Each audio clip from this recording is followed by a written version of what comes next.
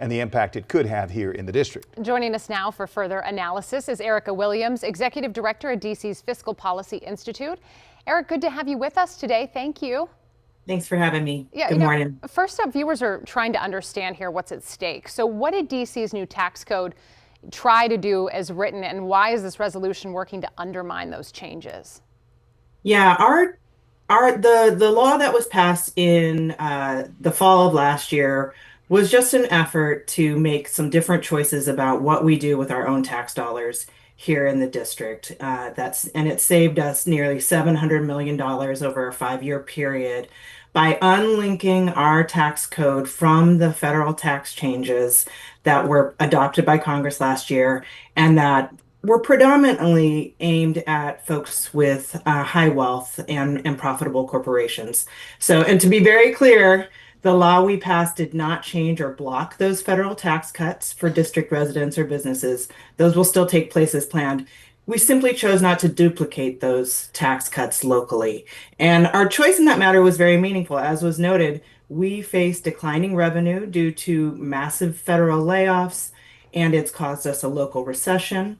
And so with that saved revenue, we were going to be able to shore up families and communities, make sure we can balance our budget over the next several years, and then put in place those 2 tax credits that really do a lot, are proven tools to reducing poverty, to helping families make ends meet, and to really, shoring up folks that are struggling right now. All right, okay.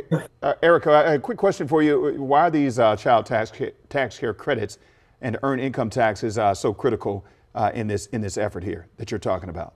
Well, we've got a lot of families that are struggling to get by. We have major cuts to the federal safety net, food assistance, health care, and then we have a lot of folks that have been laid off recently. So these are the kinds of things, these 2 tools put cash back into families' pockets so that they can make ends meet. It's really an effort to boost our working class and middle class families.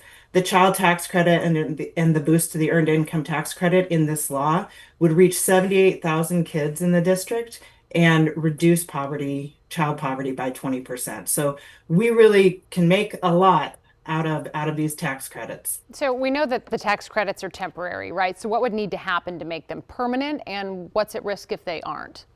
Well, we were hoping to pass permanent legislation this spring to lock in both the saved revenue over the next few years and these tax credits.